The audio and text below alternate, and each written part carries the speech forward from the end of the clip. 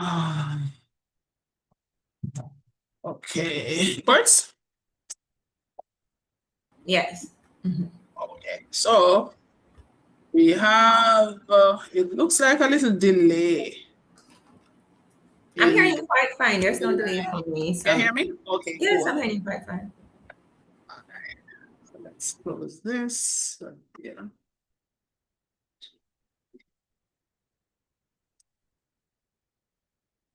I'm paused. Am I paused at your end, Courts? No, you're not. All right, great. I'm paused at my end. I don't know what is going on. All right, I think I see a couple of people start coming in. Okay. So we can just wait until 3. I'm perfectly paused. What's going on? Excuse me. Am I paused at your end, Courts? No, you're good. Showing us live. Okay, I'm gonna put up my 2 thumbs. I'm seeing you good. Yes, you're fine. Okay, because mine is saying at my end, it's saying this page isn't responding. I'm gonna say wait and see what happens. Okay. That is very odd. Yeah, I'm gonna close it and start again, Courts, because for some reason I Okay. am frozen. Right, the show. Hold on. Okay, no problem. That's it. Here. And then let's try the streaming again.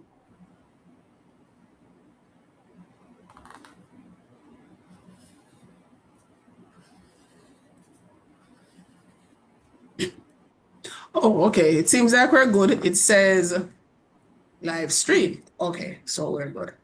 And just to the persons that are on, we're live streaming. So we hope that you're fine with that.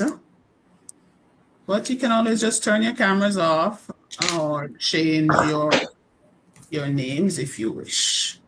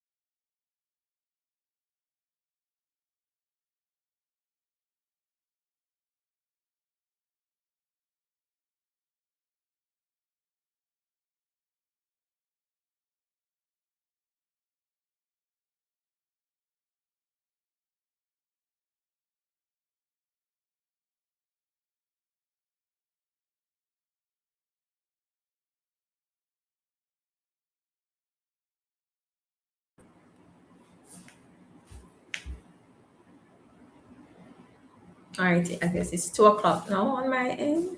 Yes, ma'am. So we can start. Welcome back, everybody, to the second in our series. I think that's a good way of starting. Yes, With yes. myself, Nadine Atkinson-Flowers, and Courtney Foster. I'm in Pennsylvania, USA, and Quartz is in wonderful, warm, sunny Kingston, Jamaica. Yes. We're going to just be talking a little bit about the Firearms Act. Quartz is the resident expert because she is still very much involved in the criminal courts. Myself, not so much. So I probably just chip in here and there with a question or two as we get them in the chat, and perhaps a little bit about how the criminal law and in Jamaica and US immigration coexist. And if you guys have additional questions, you can drop them in the chat and we'll pick them up. If it's a very personal and specific question, we ask you not to put it in the chat because this is being streamed.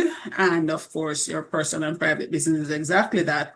If you have such questions, you can reach out afterwards. The information here is really for general educational purposes as we seek to advise the public about what is and isn't correct as it relates to the law in Jamaica for today's discussion. So welcome and thank you for joining us. And we hope that we haven't wasted your time. So Kurt, you want to tell us, a little bit about the Firearms Act, because I know a lot of persons are still unsure as to what's the main purpose of the act, and perhaps also give us a little overview of what the act says and what it doesn't say. All right. So we know that we have a new Firearms Act, and you probably heard that in the media and you're wondering what this is all about. And what it did is that it created stricter penalties for offenses under the legislation. And there was also a change in terms of some wordings used, as well as certain actions or activities have now been further criminalized. Okay, so for example, the offense used to be referred to as illegal possession of firearm, and now it is being referred to as possession of a prohibited weapon. So if you see articles referring to cases and you're saying, what does that mean? Prohibited weapon is defined under the legislation to include various things. So I'm just going to read to you very briefly what prohibited weapon means under the legislation. So it includes any prohibited firearm, any grenade, bomb, or other light missile, any projectile or rocket manufactured to be discharged from any item referred to in any of the paragraphs B to C, which includes what I read before, any imitation of any weapon or device referred to in paragraphs A to D, any ammunition stockpiled in the quantity referred to in there's a section of the act, or in the person's possession in the quantity referred to in another section of the act. Such weapons or other devices as may be prescribed by the minister, or any parts or components of an item referred to in the paragraphs under prohibited weapon. All right, so it's quite a wide definition, as you can tell. And so it increases the number of persons who may be held liable under the legislation. So you have to be very, very cautious about certain steps that you take, whether or not you were not aware, unfortunately. That is not an excuse. Ignorance is not an excuse to law, because this is a legislation that is available to the public. And so if you are found in possession of any of these listed items, you can be rightfully charged under the legislation. Now, in addition to that, we should also consider that the legislation charges persons who are in the company of someone who may be in possession of the prohibited weapon or ammunition. So the fact that you are with somebody who is in possession of one of the items I just listed, you too will be charged with that person. Okay. And if it is that you have a lawful excuse, that is something that will be ventilated likely through the court process. Of So, course, I just want to touch on that before you go. This in the sure, company of, as it that you're talking about, uh, that is something that we might see far more than we think. So yes. if you could give us a little more information, maybe on the circumstances, let's say, You're in a uh, car yes, and okay. somebody in the in the car, for example, the driver has a weapon and everybody gets taken to the police station. All persons who are in the vehicle can be charged. And if you have, as I said, a lawful justification that, for example, you are genuinely not aware of this weapon being in the vehicle, that may be ventilated through a trial process. So you may be required to put forward your defense and demonstrate to the court as to why you should not be deemed to be in possession of the prohibited weapon with the driver, for example. Okay. What about if we're just walking along the streets? You and I are Okay. walking along the streets, and the police stop us and say, "Hey, you Miss Flowers, hey, you Miss Foster, come here, give us a search." And Well, one of So if us so is that found is in what you are possession. referring to as sometimes what we say in criminal law, we'll say it is on the person's person. So it's a term Mhm. on the person. So it means on the person's body. Now, if it's on the person's body, if the police have reasonable suspicion to believe that even though it's on one person's body, but you were still in the company of that individual and you knew that the person was so armed, right, you can still be arrested and charged and again be called upon to give an answer. So it all depends on the circumstances of each case. And that's why, as lawyers, we always give the caveat to say, we're not giving advice. Like when we give up do our little videos on the law, we always give the caveat to say this is not legal advice because circumstances matter, right? And just in the example that you gave, it may be that the police did an investigation. For example, they looked at footage and they saw that you were in a supermarket and you happen to be walking out and you hail your friend, and then the police happen to be passing and then they believe your friend has something on them and then they stop, and then when they look on the footage they realize, oh, you just came out of the supermarket and you hail your friend, you didn't even, there's nothing to support that you knew you were going to run into your friend before, there's nothing to support that you had any common intention to commit an offense. The police may carry out their investigation and form the opinion that, okay, it is only the person who is in possession of the firearm, meaning on their person, that should be charged and placed before the court. So again, it depends on the circumstances of the case. You mentioned imitation weapons. Yes. So tell us some more about imitation weapons, because if I weren't a trained lawyer and I had an imitation firearm or imitation weapon, to my mind, why are the police harassing me for Right. this? So sometimes when people hear imitation firearm or imitation weapon, they may think, okay, it must have the capability to discharge, a bullet. No, it does not mean that. It does not have to have the capability of discharging a bullet. So this is what it says under the legislation. Imitation firearm means anything which has the appearance of being a firearm but is not a firearm, whether or not such imitation firearm is capable of discharging a shot, bullet, or other projectile. And this is why you may have seen in the media where persons were saying, boy, and the new Firearm Act kind of strict, because if somebody has a toy gun, they can still suffer the same penalty as somebody who has an actual prohibited weapon, meaning an actual firearm. Yes, because the fact is a toy gun may give the appearance of a firearm, and therefore it would satisfy the definition of imitation firearm under the legislation. And that is why one has to be careful. I would just caution to say, any little toy guns that are sold in stores, I would not give that to youngsters to play with. I would not do that. Err on the side of caution, because you never want, unfortunately, for a youngster to find himself in a situation where he is waving that gun and causes someone to apprehend fear, and that person who apprehended fear was of the view that that is a firearm and makes a report, and then you call me to go represent the young man. So I just think that on the side of caution, stay away from anything that gives the appearance of a firearm. Yes. So that is it in terms of the main thing. So most of the cases that you will see now will surround, as I said, possession of a prohibited weapon, unauthorized possession of ammunition, where several persons are being charged together, etc.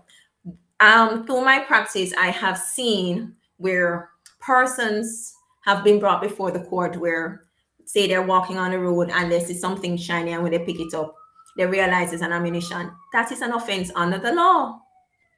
So what must happen in that circumstance? If somebody walking and sees something shiny and realizes it's an ammunition, as a citizen, you are not a police officer. You are supposed to bring it to the attention of the police and have the police treat with it. Because if you pick it up and put it in your pocket and then police stop you and search you, you are likely, let me say this way, you're likely to be charged with the offense of being in possession of ammunition.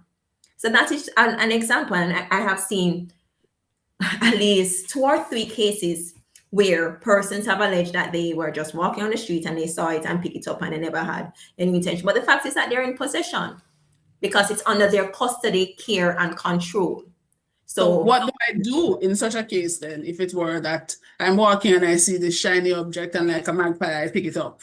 What am I supposed report to it do? to the police. That's what you're supposed to do. Not pick it up and play maverick. Report it to the police and have the police treat with it. And just to be just as a citizen, you make a note of the police officer to whom you make the report, and make sure that it is properly documented, so you also protect yourself. So later on, it can if anything should arise, you say, no, I had taken the proper procedure or exercised the proper course in the matter. Right. On the matter of ammunition, Courtney, what about if I found spent shells? The casings. Yes, that too. You What do can I also, do? it's a similar situation.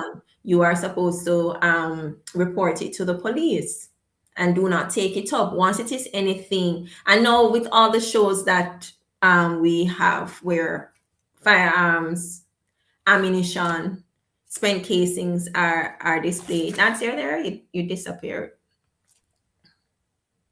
Oh, I'm sorry. My tech Yeah, is that's not okay. working, it seems. Yes, Yes, you're yeah. back. Yes, yes. It will be very difficult for you to say, "Oh, I didn't know what that was," because in terms of the presentation, it's quite obvious. So again, you have a duty to report it and do not take it up and do anything with it. A lot of persons, certainly when I used to practice, used to think that, oh, I'm a licensed firearm holder. I can literally do almost anything I wish with my firearm. I know the law has not changed much as it relates to a lot of things. So walk us through what's happening as it relates to being a licensed firearm holder. And if it is, I, as a licensed firearm holder, get into an altercation with John Brown or Tom Stokes. Okay, well, again, I'll give the caveat, it depends on the circumstances, but every person who is granted a firearm user's license, there are conditions that are attached to to the license. So if you act outside of that condition, you may be deemed to be in breach of the Firearms Act. So what are some of the considerations to be had when you are a licensed firearm holder? You can lawfully act in defense of yourself or another person, or in defense of property, and use your firearm. If it is that you are unable to demonstrate that you use your firearm with lawful justification, you can be brought before the court the same way to say that, yes, you had used a firearm in contravention of your license. So, for example, there's an offense such as assault with a prohibited weapon. So, if you brandish the firearm and wave it and in a threatening manner at someone, and you were not lawfully justified to have brandished it, pull it out, wave it, then you can be charged for that. And of course, if you are charged, it is open to the board of the firearm licensing authority to also consider the circumstances of your case and make a determination as to whether or not you should continue to be in possession of a license for that firearm. But if you have used it, as I said, in contravention of your license and overall in contravention of the law, regardless of it being a licensed firearm, the fact that when you were using it, you were not using it in the manner that you were licensed to do, and or with lawful justification, you can find yourself quite properly before the gun court. Courtney, take us back. You just mentioned something that I think is really important about a licensed firearm holder and the authority that gives persons licensed firearms. I think it's the FLA. I know Right, you've the board done of, yes, the work board. with FLA. So if it is I'm a licensed firearm holder and for whatever reason there's a gun, there's an offense, I think I want to know a little bit more about what it is the FLA is empowered to do, because persons might be of the view that, oh, I've got my gun, the FLA has no authority over me, or, you know, Yes, clear so us up on that. under the legislation, the FLA can revoke your license, and it is actually, no problem. Oh, thanks, Amelia. yes, it is actually Thanks provided. so much. Sorry, can you mute, please? Can you mute? Was it Friday? Well, that seemed like about Tammy's a year iPhone, ago. can you mute? Let me see if I can The mute the amount of person. things happen. Yeah, go ahead, Courtney. I can't mute the person. After these. Yes, so as I said, under the legislation, under the Firearm Act, the Board of the Firearm Licensing Authority can revoke your license if the immediate circumstances give rise to such revocation. And this revocation section is under Section 84. And I'll just read a few examples under the section. So under Section 84, the board shall revoke a firearm authorization if A, the board is satisfied that the holder thereof is of intemperate habits or suffering from a mental disorder as defined in Section 2 of the Mental Health Act, or is otherwise unfit to be entrusted with such firearm or ammunition as may be mentioned in the firearm authorization. So that last part, otherwise unfit to be entrusted. So the board of the Firearm Licensing Authority is well within its remit to consider the circumstances of a case and form the view that the firearm license holder should not continue being in possession of the license and therefore revoke it. And if there is a revocation, of course, under the legislation, there's an appeal process that is open to the former firearm license holder. So that is what the Act allows in terms of revocation.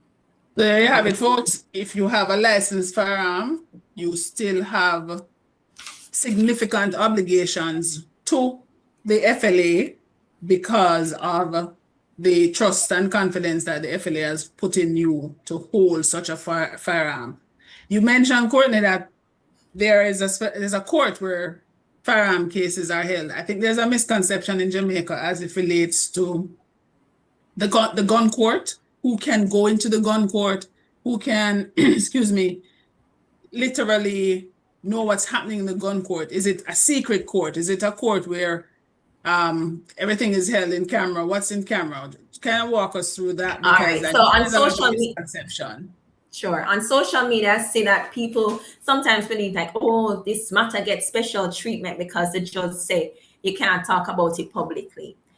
In-camera matters mean that they are held outside of the public's view, meaning the court is a physical structure. And when an in-camera matter is taking place, you're going to have the judge, you're going to have the lawyers, you're going to have the accused person or persons, and you will have normally police officers in the court and the witnesses for the matter. So that is what is an in-camera matter. So meaning that John public can't just walk and sit in and observe that matter. So that is what the legislation creates. So you have the gun court. Now there are two, sometimes you'll hear gun court, parish court, and then you hear gun court downtown, okay? You have the gun court section of the parish court that deals with, for example, gun murders. So murders that are allegedly committed using a prohibited weapon, such as a firearm, okay? Those matters will go before the gun court at the parish court, and what is done is a committal hearing where the judge will look into the circumstances and determine whether or not that matter should be transferred to the circuit court, which is the bigger court. Now that is the gun court division of the parish court. Okay, but then you also have another gun court. That gun court is created by a special legislation. And that is where you have other gun offenses that are dealt with.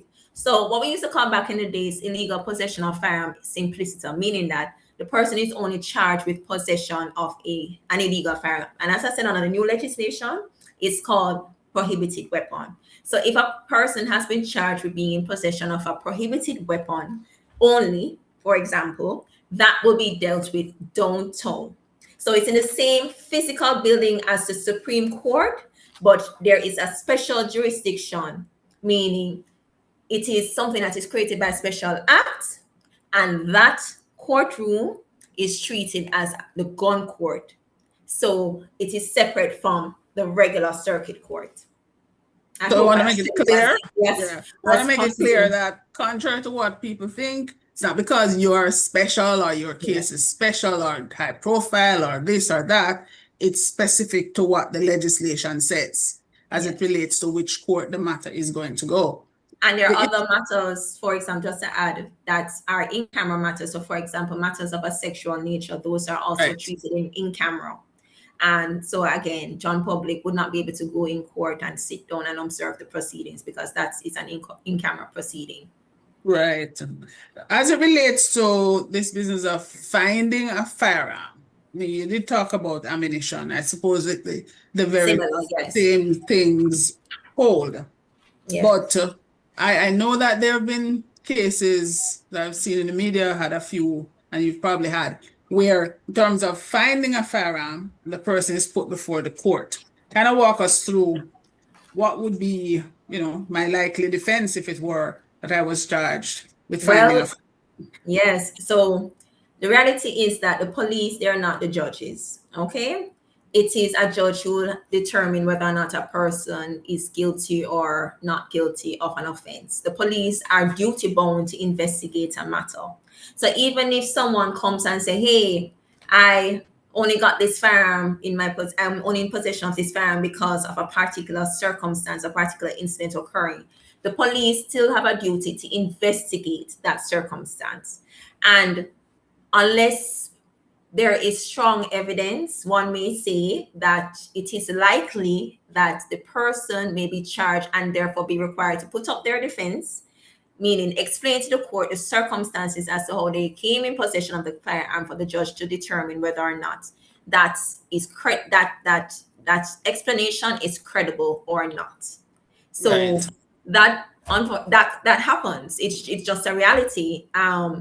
And if it is that you're saying that you acted in self-defense and that's how you came by having the firearm in your possession, it is the judge who will determine that. And another thing that I see in the media is that they will say, boy, this matter now deal with by jury or judge alone.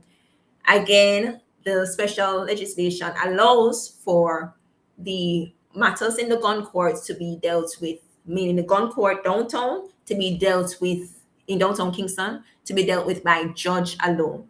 That is what the proceeding is. So again, it's not no special treatment or anything like that. It is common. It is required under the legislation that those kind of offenses are dealt with in a particular manner.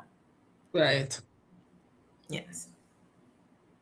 We know that there are a lot of gun offenses at home, unfortunately. But what about the circumstances where somebody's charged? I'm charged, but no gun was recovered. Okay. All right, so you wonder, okay, boy, them never find him with no gun, so how come him in the gun court? Me not have no firearm, right? So suppose you have witness A who has given a statement to the police to say, boy, me see Joe Brown with one piece. Some people, I think colloquially, they will say lollipop. I don't know if they still say that these days, but yes, sometimes they will say culturally a lollipop, meaning that it's a firearm, and they give a description to say, yeah, man, I know how firearm look. I see enough action movie, and I know say they have a firearm. The fact that a report has been made and the police, they have carried out their investigation and the firearm it has not been recovered by the police, does not mean that the person against whom the report was made cannot be charged and properly placed before the court. All the court has to be satisfied with, and this is what we call jurisdiction. The court just has to be satisfied, the gun court has to be satisfied that offense has been committed that can be treated under the Firearm Act. And remember what I described as prohibited weapon earlier. Once it is that the prosecution can demonstrate, and as I said, through the witness giving a statement describing what they said that they saw Joe Brown with. Once they can demonstrate to the court that yes, me see, me know say it's a gun, and him wave it at me or him fire after me, etc. Even if the instrument itself has not been found, the person, if the court is satisfied that the complainant, if the virtual complainant is credible, the defendant can be found guilty of the offense under the legislation. And that's so important because there have been many cases where persons have been found guilty and there were no firearms recovered. Yeah. So persons who are out there in internet land, just please exercise caution and diligence.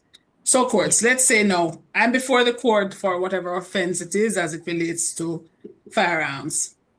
The most likely thing that everybody wants to know about is, when may I get some bail, Miss Foster? Well, this is all Miss Forrester. Some of them call me Forrester, right? Yeah. So it's like, boy, sir. Let's use Joe Brown again. Sorry to the Joe Browns out there, just using it for example purposes. All right. So Joe Brown get locked up, right? And you say, boy, how them not get station bail? Now I'll tell you, for offenses of this nature, because of the seriousness of it, they are not granted. Persons who are detained for such offenses, once they are charged, they are not usually given station bail. They have to go before a judge for the judge to determine whether or not they should be granted bail. Now, yeah, we look at the legislation and we say, all right, under the Constitution and under certain legislation, under certain law, certain things must be dealt with in a certain time. If it is that a matter has not been dealt with within the time period as described under the legislation, what options you have. Now, we had mentioned this a little bit in our previous webinar, where you can approach an attorney and you say, okay, my family member has been in custody for X amount of time. Me not hear nothing from the police, no charge, no bail, nothing at all. What me can do, Miss Foster? I can make an application before the court, which is called a habeas corpus application.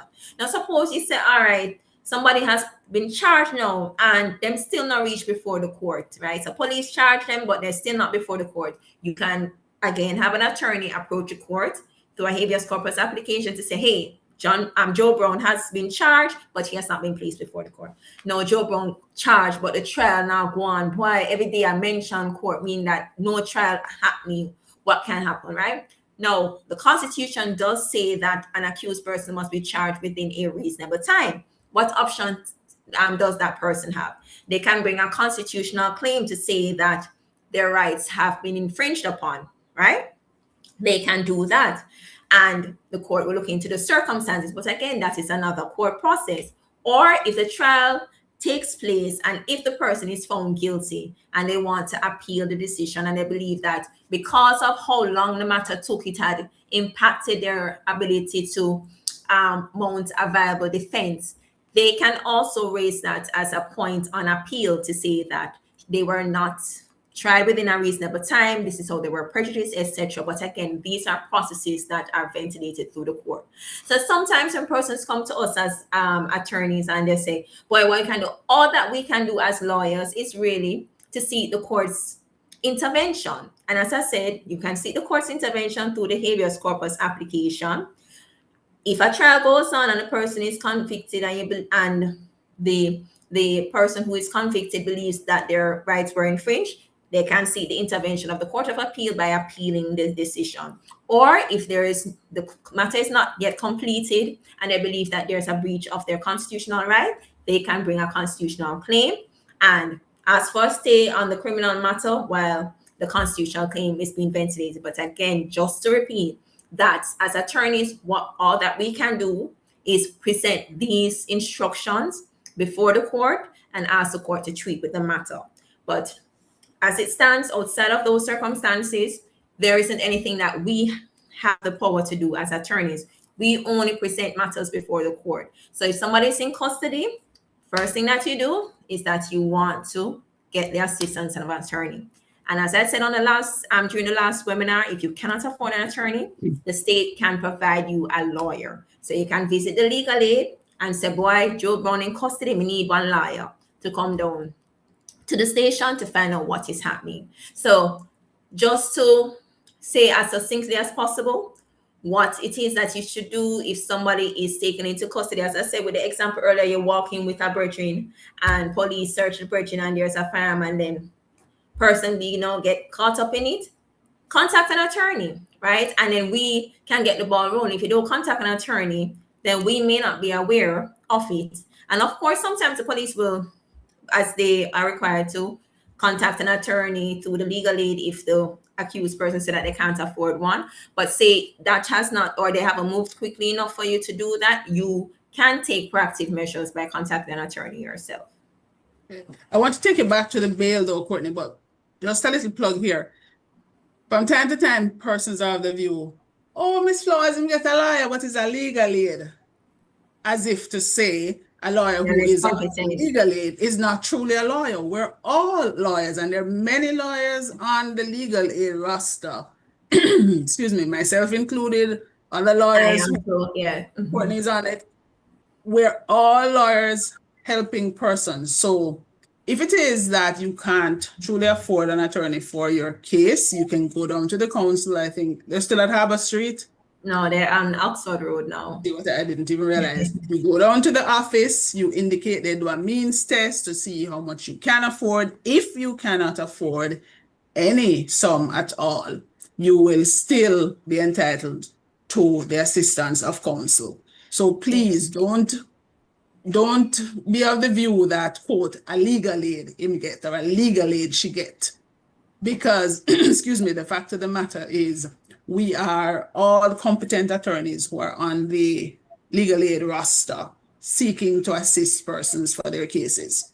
But as it relates to bail courts, walk us through. We're lawyers, so we are aware of what is required, but walk us through as members of the public. What is required for bail, right? I remember I mentioned that we're talking about fire matters. So if it is a matter of a serious nature, meaning that the person is going to be charged and put before the court is empowered to, meaning the judge, is empowered to consider bail when the person first appears, the accused first appears before the court. The judge is empowered to do that. But ordinarily what happens is that a bail application date is set because certain processes such as disclosure of the documents will be done, meaning that the prosecution will give the defendant's attorney a copy of the documents, and then that is what we'll read through in order to get our instructions from the defendant and make the application. So what happened in the bail application now, right? So you're going to have the prosecution's version and you're going to have the defendant's version, right? Now, for bail, it's a wide ambit, meaning quite a lot of information can be presented to the court during a bail application, right? When you have a trial, there are stricter rules in terms of what information can be advanced to the court, right? So you have certain rules such as hearsay, etc. But for bail application, it's wider. So there is case law that says that even third-party information can quite properly be presented to the court in a bail application. So what I mean by that, let me give you an example. Suppose person C said that boy, them hear certain things about the defendant interfere and with the complainant, and the complainant afraid, and the complainant come to them and say, boy, the defendant did assess certain things that he's going to do or she's going to do. Person C can quite properly advise the police about that, and even though they may not be called as a witness in the trial, that information that has been shared with the police can quite properly be put before the court by the prosecution to say that there is information that has been received to support that the defendant has interfered or is likely to interfere with the complainant. And the judge can quite properly take that into consideration when determining whether or not bail should be granted or refused. Now, as defense counsel, what we will say, we will look into the circumstances, get instructions. Of course, it is open to us is to challenge that version, to say, well, there is no such report. We can ask whether or not there's a statement from this person. We might, depending on what the instructions are, we will make a presentation to the judge, right? So when a judge is considering bail, and say the judge decides to grant bail, if the judge is of the view that, as I said, the person is likely to interfere, or there's any concern of interference, the judge can make as one of the conditions that the defendant not interfere with the complainant. So what does interference mean? Interference don't just mean say you walk up and go physically um, um, assault someone, right? You can do it by words, so it can be threatening statements, or you can see the complainant on one side and the defendant on another side and say, hey, boy, you see you. That can be interference if it is that the complainant said that, boy, I apprehended fear. No, yes, Kingston, for example, is a small area. So if it may be that two persons, meaning from opposing side, the complainant and defendant, may happen to be on a road. Yes, if such a circumstance happens and anything is reported, the defendant may be called upon to give an explanation as to why it is they were on the same road. Oh, I was just going to the market and I run and I see the complainant and I turn around, walk off, right? And we always caution our clients to say, listen, when you're in bail, there's a matter before the court.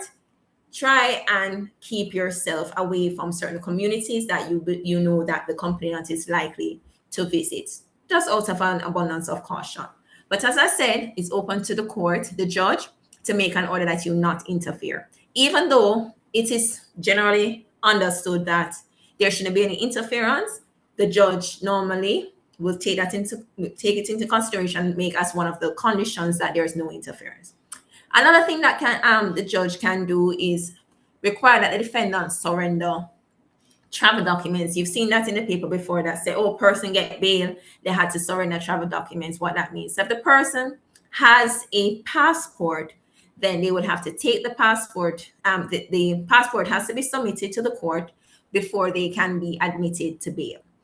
And if it is that the court has ordered that the defendant must surrender travel document, it means that PICO will be notified of the court's order, and there will be normally a notation made on the system so that the accused person cannot leave the island of Jamaica, whether it's by boat or by plane, because the order normally reads that any point of entry or exit, the person is not allowed to leave.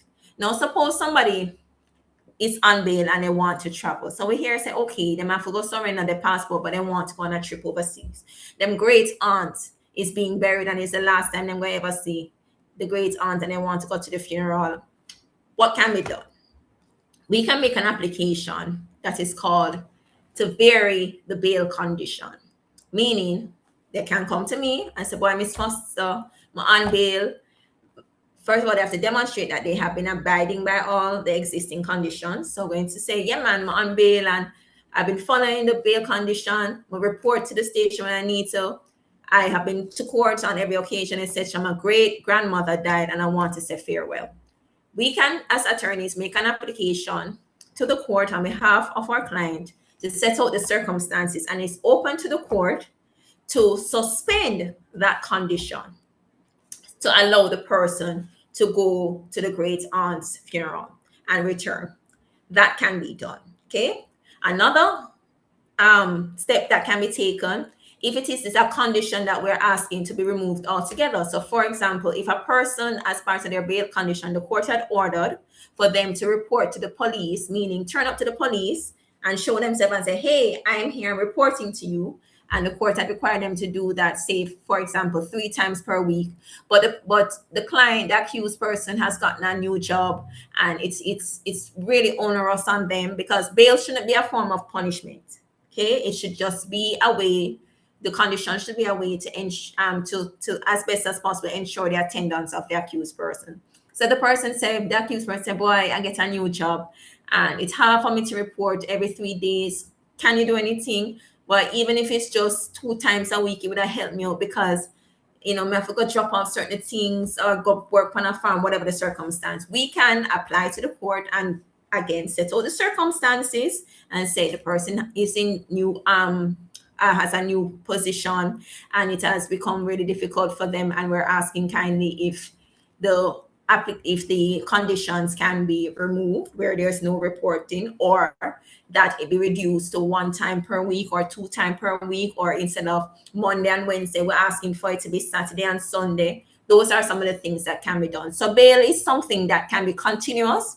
And the reason I give these examples is that just to demonstrate that it's not only when the person is first considered for bail that conditions can be put in place, but it's a continuous process. As I said, we can go to the court to apply for the variation of the conditions, or if the prosecution is of the view that the original conditions that were put in place are not stringent enough, even though bail should not be a form of punishment, but again, to secure the attendance of the accused in the trial or before the court, and the prosecution is asking for the matter to be revisited, the prosecution too can raise a concern to the court for an additional condition to be added. Courtney, it's interesting that you say that, because I'm thinking now we're all living in our virtual world. I mean, here we are as we speak virtually. And persons sometimes don't understand that the things that they do and say online can affect the physical space. So let's say John Brown is in before the court and his sister, aunt, friend is very prolific online and goes online and say A, B, C, and D as it relates to the case. If that information is picked up, especially if it's negative, that information can be brought to the court's attention. So just kind of walk us through not only telling our clients to heed the conditions and the terms and conditions of their bail, but those who are in their ambit as well. Right. I remember what I said earlier, that in terms of hearsay material being admissible in a bail process and a trial process, that the rules for trial are stricter, they are far more relaxed for bail. So just like what Nadine said about somebody posting something online, that can be brought to the attention of the court by the prosecution, and the prosecution can say, these circumstances have caused us, so meaning the actions of the family members or associates or affiliates of the accused person or persons have caused us to form the view that there has been a breach of the bail condition, which is, as I said, for example, interference with the complainant, or the prosecution can say we want stricter conditions to be put in place. So when persons are admitting to bail, we always caution them to say, listen, any family member who said, why said that boy they tell lie upon my cousin, let it be ventilated through a trial process. Do not take it upon yourself to go in any manner, whether public or private manner, and have any discussions and adverse comments, because it will negatively impact the accused person. And that's why sometimes you see when bail is granted to someone, the court will caution the accused person and say, you are not allowed to discuss this matter publicly. And again, even if the discussion is by a third party and the court is satisfied that you were a party to that discussion, you can be held liable for that, meaning that you can be charged for interfering or attempting to pervert the course of justice, which perverting the course of justice is an offense, which can mean that you have taken steps, whether directly or through the assistance of a third party, to impact the ventilation of the case. So it is a very, very serious matter to consider. Right. And the whole business of persons realizing that they are on bail literally until the next date in court. Yes. So when we sometimes hear, persons don't recognize that. yeah, so I always tell my clients, listen, not because you get bail today, that means it can't take away. Whenever a matter is being adjourned, meaning that the judge is setting another court date, you will hear bail extended. What that means is that you will continue to be on bail until your next appearance. So every appearance in court, the judge has to be satisfied that you should continue being bail. And that's why I said before that bail is a continuous process. It's not just the first date when the application is made. So there is a continuous duty on the part of the defendant to ensure that he abides by the conditions of the bail. And as I said, whether through him, not only through himself, but also ensure the actions of persons on his behalf do not contravene the condition of his bail. But tell us about that infamous bail book that our clients have. Well, yeah, unfortunately, we do not have a fully electronic system in all respects. So when an accused person, say, remember I mentioned about reporting to the police station, what does that entail? So the clients will have to get a little exercise book, and then if they have to report 3 times per week, they have to carry that book with them. They go to the station, and the officer who has seen them, so report, as I said, they have to physically present themselves. The officer then makes a notation in that book. Now that book is very important because remember I said every time the person goes back to court, it's the judge will have to be satisfied that they're abiding by the conditions of the bail. It is perfectly permissible for the judge to say, I want to peruse that book. I want to satisfy myself that you are abiding by your bail condition. And I have had matters where before my client's bail is extended, judge makes an order and say, okay, to the senior officer in the courtroom, Ms. Foster, before your client goes, I want to be satisfied that he is reporting and the book is perused. So that is a very, very important book. And so, yes, those are some of the things that realistically will happen when someone is admitted to bail. And it doesn't matter the type of offense, it is always within the judge's purview to make the reporting a part of the bail condition. So what I mean is that even if it's a quote unquote simple offense as assault, like regular assault, if the judge wants to be to require the accused person to report, the judge can do that, and you'll be required to have that little book and carry it with you to every court attendance. Right. And this bail book is very important. Save many a client, literally.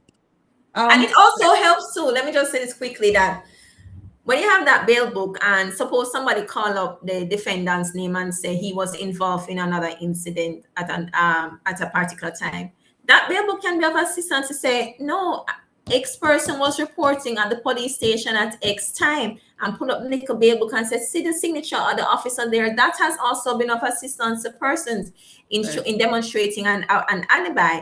So it's a very important document. Right. And the court can even go as far as to ask the officers at the relevant station to bring the big book that they have at the station to show that John Brown reported at 3:05 when another heinous crime was being committed for which he's being blamed. So it's very important. So we're closer to the end now, court. So walk us through the possible outcome of a case in the gun court. Well, yeah, so because of the new legislation, right?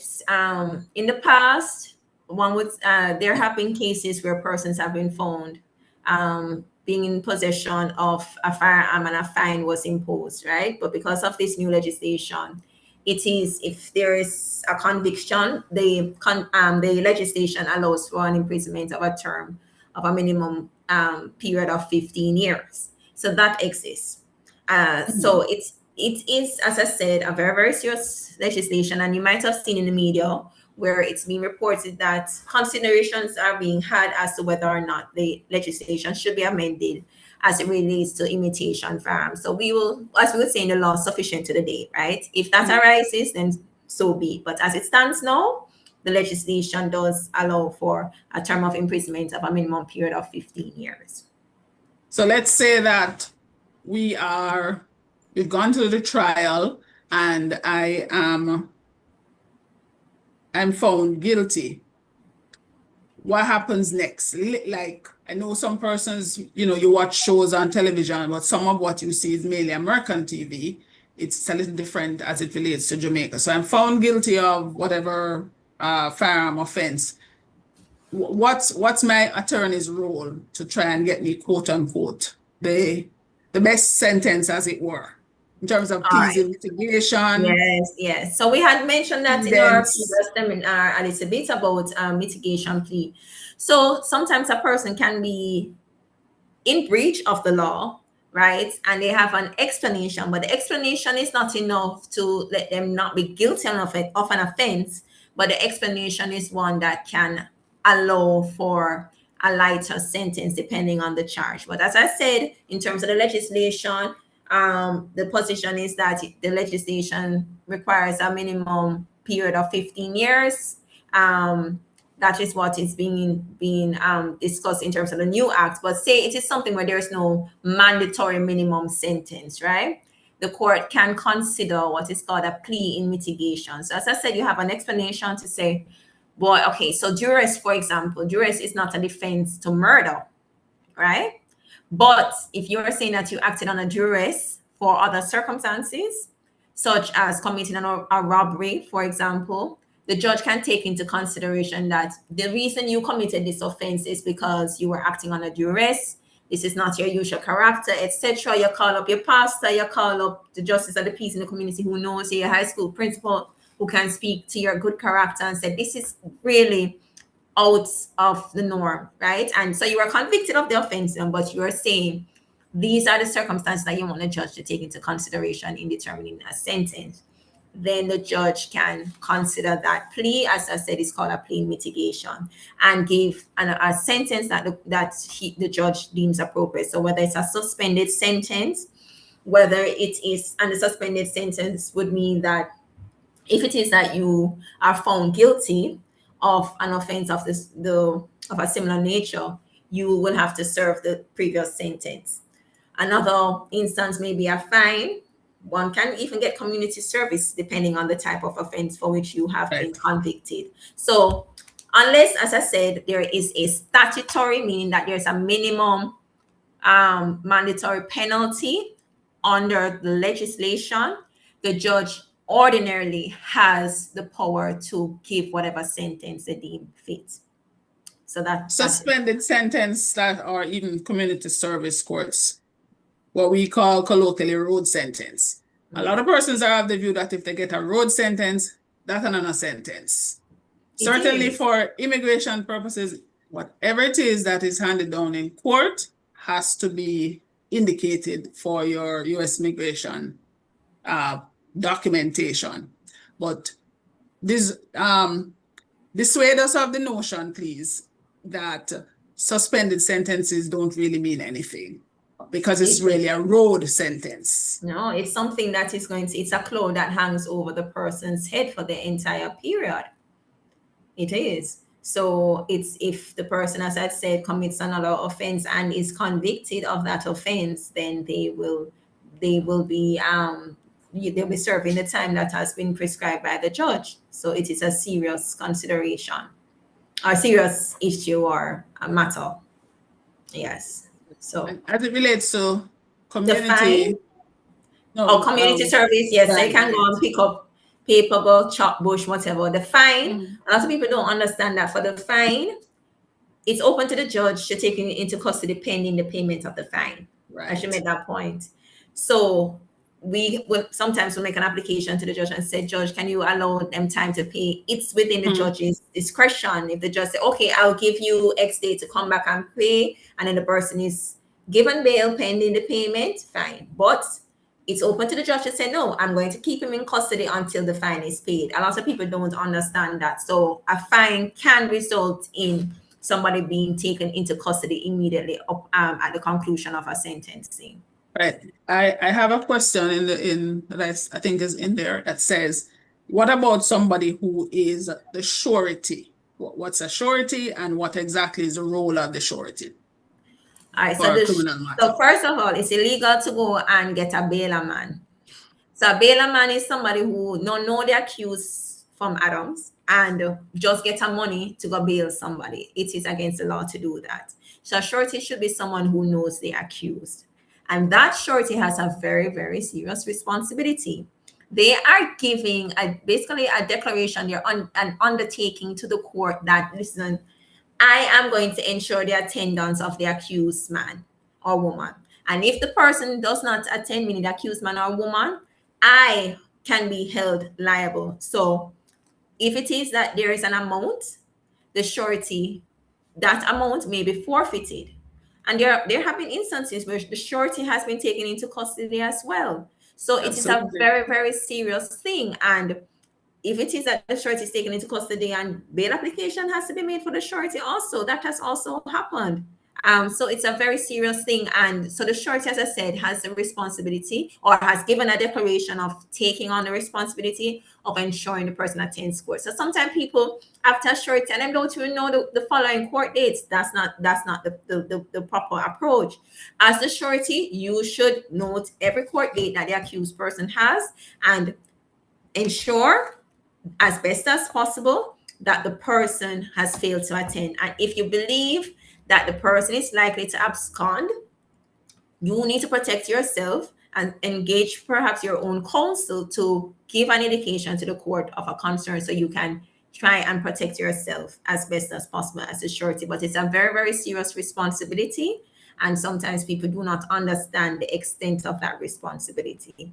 And sometimes you'll hear 1 to 3 sureties. It means that 3 persons have come together to bail the person, but all 3 will still have the responsibilities I indicated earlier. Yeah, I've actually seen in court on a Friday evening, right about now, when court is about to adjourn, they've brought sureties.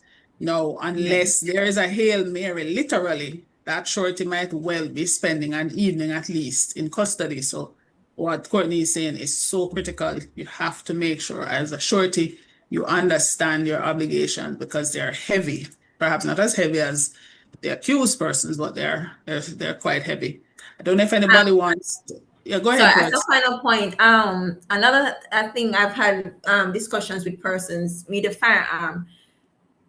Someone asked me, it's not the first time actually, whether or not them can go to an event and leave them firearm in them glove compartment. No, that is not permitted at all. There is an offense such as negligence of a firearm, meaning you have the license, you have a licensed firearm, but you have not handled it in with proper due and with due care and attention, meaning leave it in your safe, right, at home as you're supposed to, or you have not left it at the firearm licensing authority for safekeeping. Leaving it in your in your glove compartment is a breach of the law, of your license and the law, and you can quite properly be charged for it. So if somebody breaks in your car, you are duty bound as a licensed firearm holder to make a report to the police, setting out the circumstances as to how the firearm was lost or stolen, because the legislation refers to both lost or stolen. And if it is that the police conducts their investigation and forms of view that you are reasonable, they have reasonable suspicion of you acting in a negligent manner, you can be charged and put before the court. And it's a practice that sometimes people do it. And even with discharging your firearm, for example, when you have New Year's Day gun salute, you always see the FLA put out a notice. That too is an offense because you're acting in contravention of your license. The firearm is not there for decoration. As I said in the last webinar, under Jamaican law, you don't have a right to a firearm. You have to apply, and it is the board of the firearm licensing authority's discretion to grant you the license. So just as they have the discretion to grant, they have the discretion to take away the license. And as I read earlier, if they form the view that you should not continue to be in possession of a license, they can properly revoke it. So what you're saying to me now, Courtney, is that no more gun salute? No gun salute. Clap your hands. That's how you can salute the new year, right? But no bother with not in the air, But it's some of your people would just, and I mean, it's really concerning how you can be leaving a firearm, and it's an awesome responsibility to have a firearm, because remember when it is that if that firearm is used in an offense, right, and then run the firearm, run the check and trace it back to the owner, you're going to have to present yourself and give an explanation. And if you never report it being lost or stolen, that, as I said, can result in an offense. So it's an awesome responsibility to be in possession of a firearm legally. Of course, we're coming up on the end. I don't know if anybody wants to unmute and ask me a question, but we're certainly going to have to visit this topic again because it is very live, very crucial, very important. I don't know if anybody wants to ask any question. You can unmute and ask. Failing that, I'm going to check through the chat. Not seeing any more questions. but I'll just wait for a few seconds and see.